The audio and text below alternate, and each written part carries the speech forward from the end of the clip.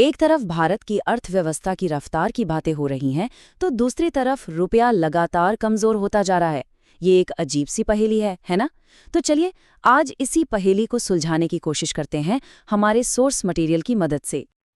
हमारा सोर्स एक बहुत बड़ा सवाल सामने रखता है, एक ऐसा विरोधाभास जो सच में हैरान कर देता है। वो ये कि अगर देश की जीडीपी 8.2% की जबरदस्त रफ्तार से बढ़ रही है, तो फिर हमारी करेंसी रुपया रिकॉर्ड तोड़कर नीचे क्यों गिर रही है? तो ठीक है, इस पहेली में थोड़ा और गहरा उतरते हैं। शुरुआत करते हैं बाजार की असली सच्चाई से कि आखिर ग्राउंड पर हो क्या रहा है। तो देखिए, यहाँ कहानी के दो बिल्कुल अलग अलग सिरे हैं।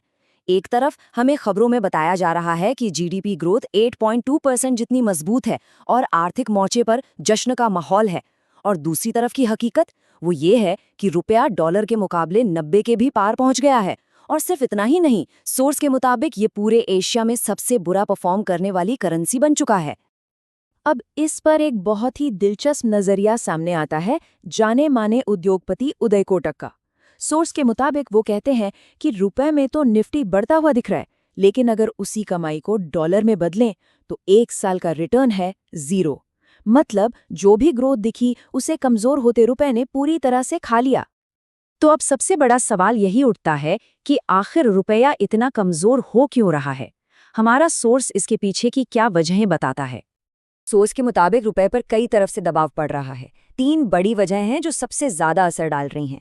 पहला, विदेशी निवेशक अपना पैसा भारतीय बाजारों से बाहर निकाल रहे हैं। दूसरा, हमारा इंपोर्ट बिल यानी बाहर से सामान मंगाने का खर्चा लगातार बढ़ रहा है। और तीसरा, अमेरिकी टैरिफ और ट्रेड डील्स को लेकर जो अनिश्चितता है वो भी एक मुश्किल खड़ी कर रही है। और जब हम कहते हैं कि निवेशक पैसा निकाल रहे हैं, तो ये कोई छोटी मोटी रकम नहीं है। जरा इस आंकड़े को देखिए।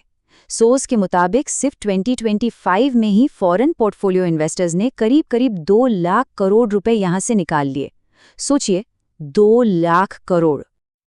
अब एक तरफ तो डॉलर देश से बाहर जा रहा है और दूसरी तरफ हमें बाहर से सामान खरीदने के लिए ज्यादा डॉलर की जरूरत पड़ रही है। देखिए, हमारा इंपोर्ट बिल पिछले साल के मुकाबले 10% बढ़ गया है। मतलब साफ है, ज्यादा डॉलर की डिमांड और रुपए पर और ज्यादा दबाव। अच्छा, ये तो हो गई बड़े बड़े आंकड़ों और बाजार की बातें, लेकिन इन सब का नौकरियों पर यानी रोजगार पर क्या असर पड़ रहा है? चलिए अब इस सबसे अहम पहलू को समझते हैं। इसको समझने के लिए हमारा सोर्स एक बहुत ही दिलचस्प केस स्टडी सामने रखता है, एक बड़ी सरकारी इंटर्नशिप स्कीम की कहानी। अब जरा इन आंकड़ों का नजर डालिए। वादा कितना बड़ा था, 5 साल में 1 करोड़ इंटर्नशिप, और इसके पहले साल का लक्ष्य रखा गया था 1.25 लाख इंटर्नशिप का। और हकीकत ये कि सिर्फ 206 इंटर्नशिप पूरी हुई और उनमें से नौकरी मिली सिर्फ 95 लोगों को। सोर्स के मुताबिक ये आंकड़े वादे और असलियत के बीच की एक बहुत बड़ी खाई को साफ साफ दिखाते हैं। तो सवाल ये है कि नौकरियां पैदा क्यों नहीं हो रहीं?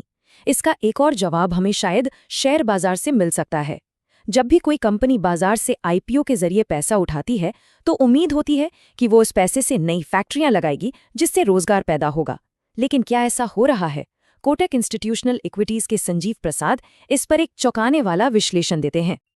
अब ये चार्ट देखिए, ये पूरी कहानी खुद ब खुद बयां कर देता है। सोर्स में दिए गए संजीव प्रसाद के एनालिसिस के मुताबिक आईपीओ से जो $100 बिलियन उठाए गए, उसमें से 40% पैसा तो सीधे कंपनी के प्रमोटरों के पास चला गया। और नई फैक्ट्रियों या मशीनरी पर कितना खर्च हुआ जिनसे असल में नौकरियां बनती हैं?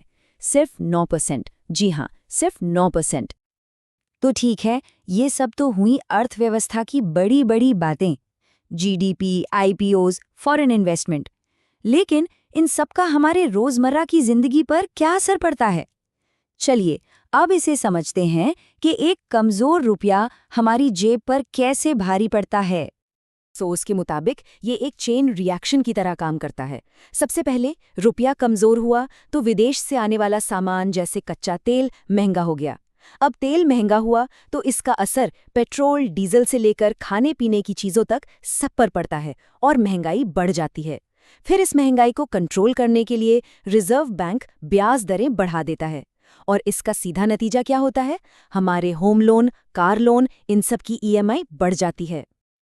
अब इस पूरी सिचुएशन को लेके 2 बिल्कुल अलग अलग नजरिए हैं। अर्थव्यवस्था को समझने वाले भी इस पर बटे हुए हैं।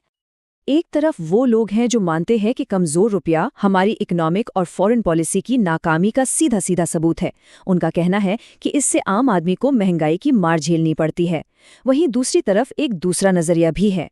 सोर्स के मुताबिक नीति आयोग के पूर्व उपाध्यक्ष राजीव कुमार जैसे लोगों का मानना है कि ये एक सोची समझी रणनीति है। उनका तर्क है कि कमजोर रुपए से हमारे एक्सपोर्ट्स यानी निर्यात सस्ते और ज्यादा आकर्षक हो जाते हैं, जिससे देश में ज्यादा विदेशी मुद्रा आती है और नौकरियां भी पैदा होती हैं। तो आखिर में ये पूरा विश्लेषण हमें एक बहुत ही बुनियादी और बड़े सवाल पर लाके खड़ा कर देता है। अगर बाजार से उठाया गया पैसा नई फैक्ट्रियां लगाने और रोजगार पैदा करने की बजाय सिर्फ कुछ लोगों को कैश आउट करने का मौका दे रहा है, तो ये हमारी अर्थव्यवस्था के लॉन्ग टर्म भरोसे के बारे में क्या इशारा करता है?